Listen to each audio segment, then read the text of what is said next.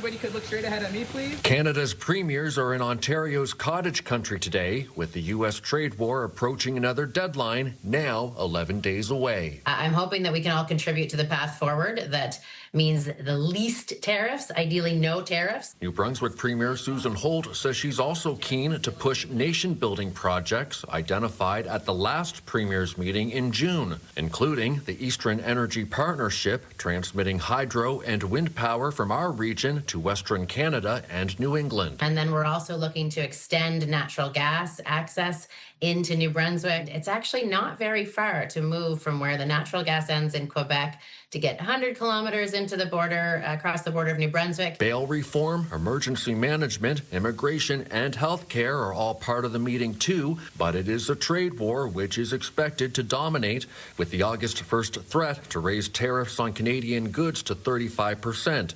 Former Nova Scotia Premier Stephen McNeil. Each time we go to a negotiate with the U.S., there is another change and another date. So let's continue to work at the bargaining table to try to get a deal.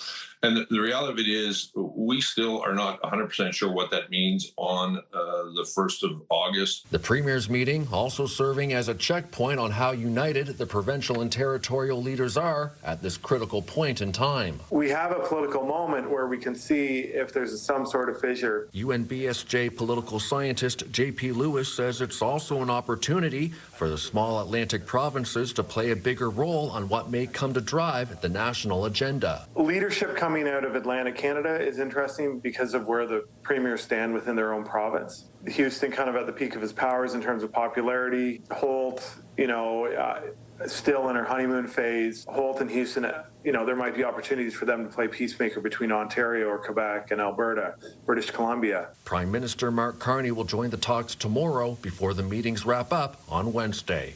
Nick Moore, CTV News, Fredericton.